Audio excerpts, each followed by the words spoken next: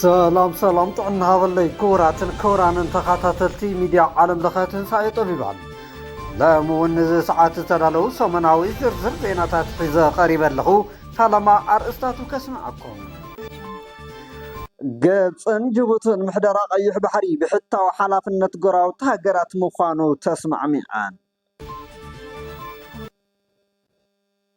ቻይና ካብ አሜሪካ ዝኣዘዘተን ነፈርቲ ቦይንግ ክትምልስ አሜሪካ አተሓሳሲባ ፍልስጤማውያን ሰልፈኛታት አንጻር ሐማስ ኣብ ጎደናታት ጋዛ ይእከበለው ትራምፕ ንሩሲያ ንክሪሚያ ምሕዋሳ ኣፍልጦ ኣይንህብን ኢና ብምባል ፕሬዝዳንት ዘለንስኪ ነቒፎም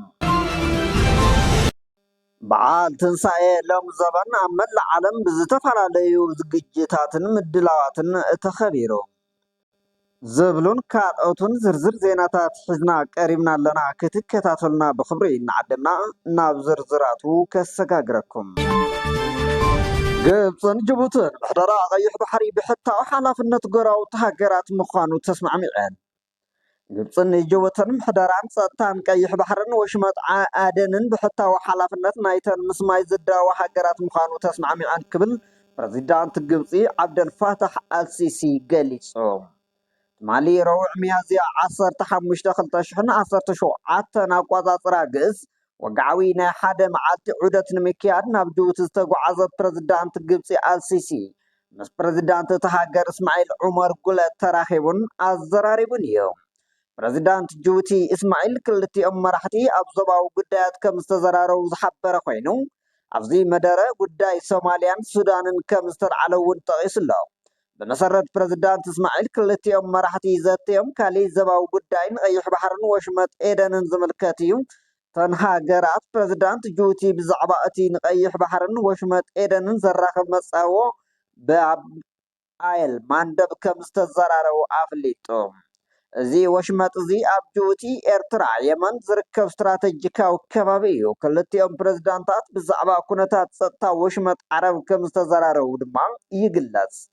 بريزيدانت جوتي إسماعيل بتوساقي أبتي أقداسي أوقراوي نقداوي كان شالو زخونا أيح بحري نعطا نقد بحري نمخال متحبارن محيادن أبت بحري مرقاقن كمستسمع معدمان أفليت أمن لهم بريزيدانت قبصي عبد الفتاح السيسي بوغنو ابزس معو مدرم مس بريزيدانت جوتي بزعبا هلو كنتات قرن افريقان زواقيح بحرن بزملكت سفح زته كم زكايد قليصلهم كلتين هاجرات او قيح بحرينا حبار بدهوتات كم استزرارباون زتغلص خوينو بريزيدانت السيسي ابزس معو مدرب مس بريزيدانت جوتي زوصحم ناسمم معناتات بمقوله اباقد دست احقراو مسمرات نقدي نصتان نصنتن منقصاص زخون يكون سقات زي ما تقاومنا دقيمنا ارغاغيطنا إلو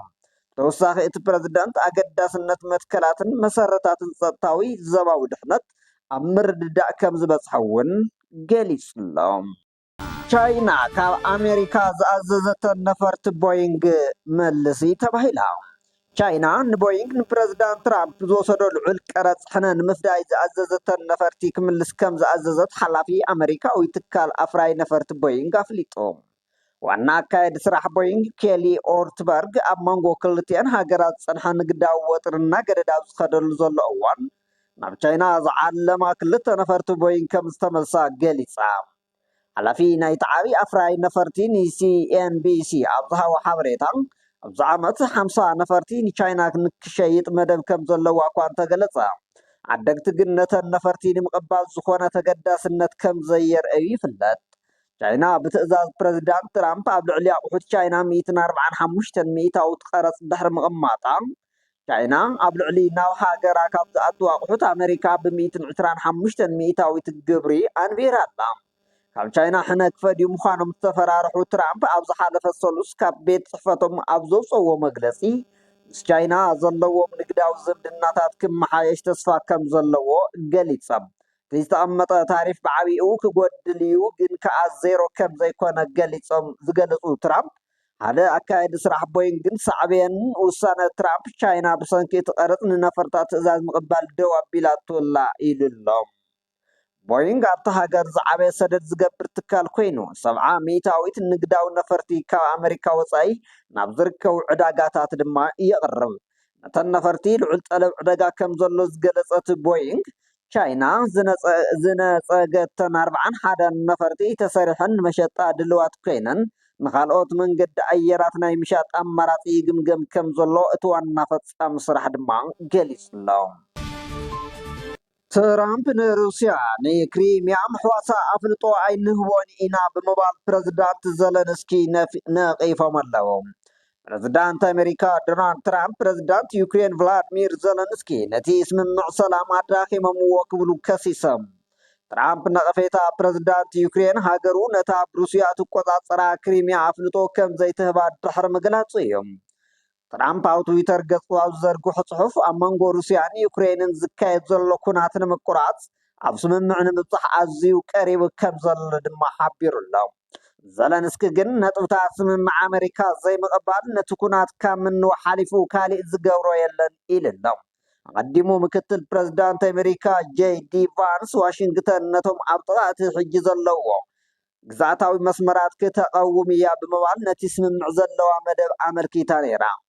ዩክሬን ሩስያ ነታ ኣብ 2014 ብዘይ ሕጋዊ መገዲ ዝሓወሰቶን ኣብ ደቡባዊ ማእከላይ ባሕሪ እትርከብ ክሪሚያ ከም ዘይትምልሳ ካብ ነዊሕ እዋን ኣትሒዛ እያ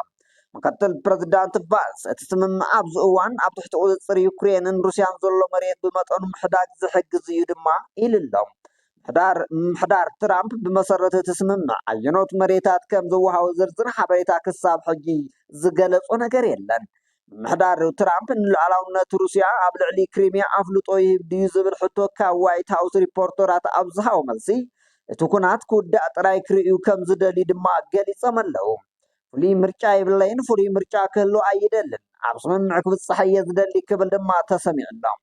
ሩስያ ብዘይ ሕጋዊ መገዲ ዝሓተተታ ክሪሚያ ኣፍልጦ ንምሃብ ዝተተሓዘ ውጥን ምቕባል ብፖለቲካዊ መዳይ ንዘለንስኪ ዘይከኣል እዩ ካብዚ ሓሊፉ ደዋት ብሓይሊ ክቕየሩ የብሎምን ዝብል ኣህጉራዊ ድሕሪ ኩናት ኣሰራርሓ ዝፃረር እዩ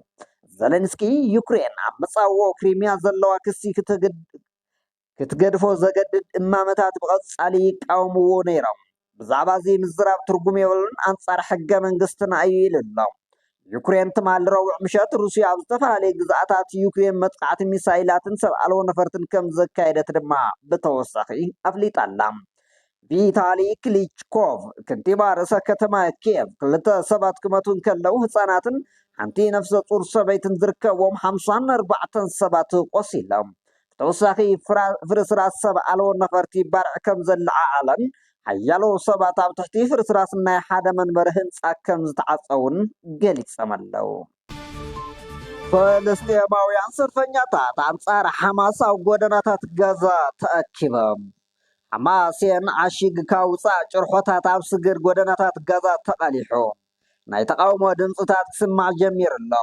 ቁፅሮም እናወሰኸ ዝኸይድ ዘሎ ፍልስጤማውያን ሰልፈኛታት ንሓማስ ተቃውሞኦም የስምዑ ኣለዉ ንዝሓለፉ 20 ዓመታት ምድረ በዳ ጋዛ ዘመሓደር ዝነበረ ሓማስ ሕጂ ከኽፈሉ ፍቃደኛታት ዝኾኑ ሰባት ንምርካብ ይፅገም ኣሎ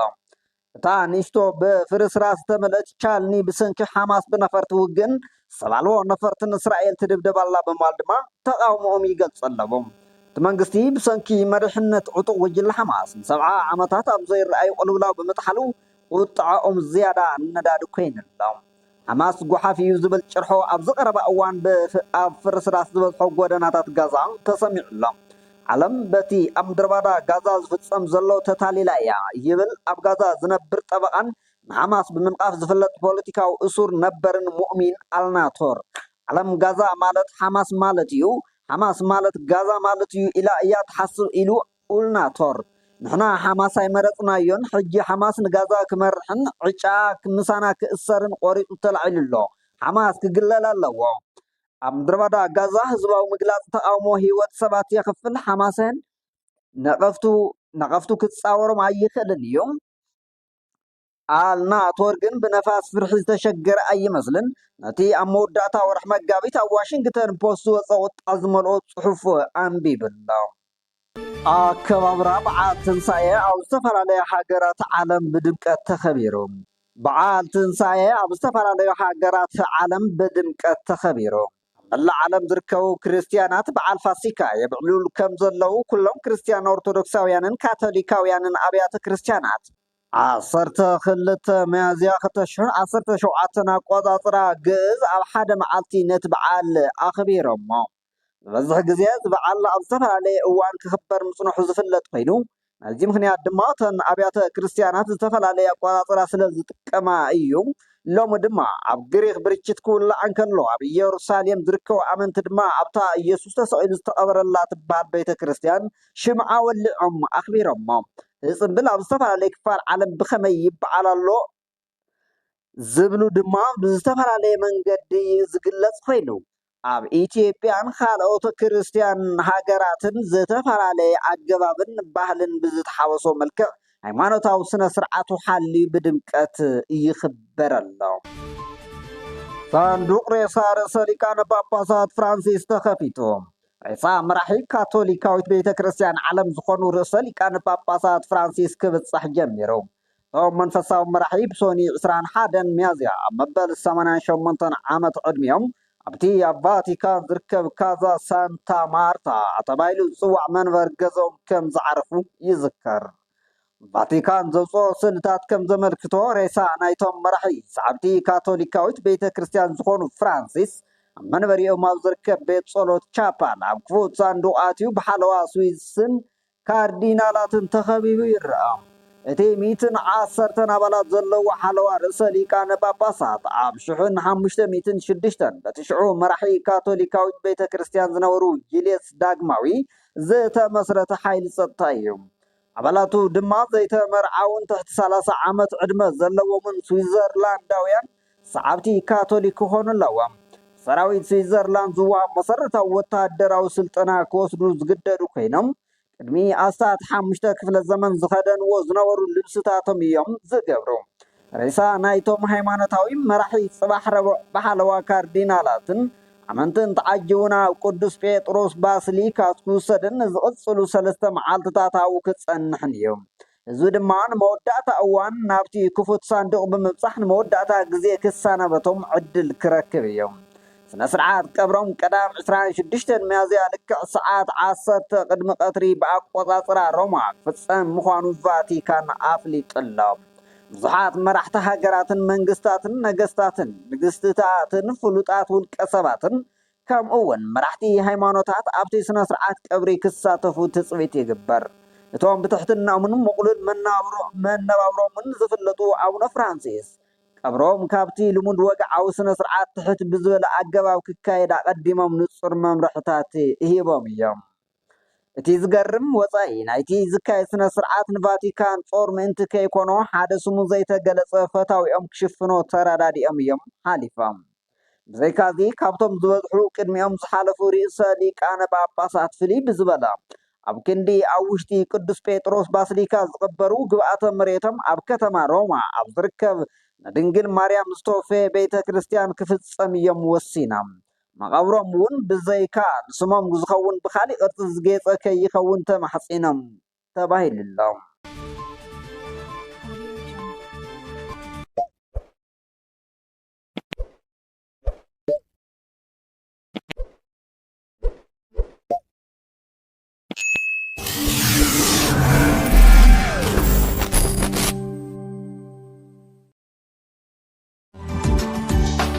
ዓለም ለኸ ትንሳኤ ጥበባውያን እዚ ምድላው ብፉሊ ኣብ ምድሪ ሓበሻ ዘለው ጥበባውያንን ስራሕቲ ጥበቦምን ትኩረት ገይሩ ዝዳሎ ተደፊኑ ዝጸንሐ ዓቕሚ ጥበብ ጠቢባን ዳግም ንክለ ዓለም ኣብ ጥበባውያን ዝበጽሕ ዝነበረን ዘሎን ምግላልን ተነጽሎን ንክተርፍን ዓሊሙ ዝዳሎ ዓለም ለኸ ትሕዝቶ ጥበባውያን ዝንጸባረቐሉ እዩ ዓለም ለኸ ትንሳኤ ጥበባውያን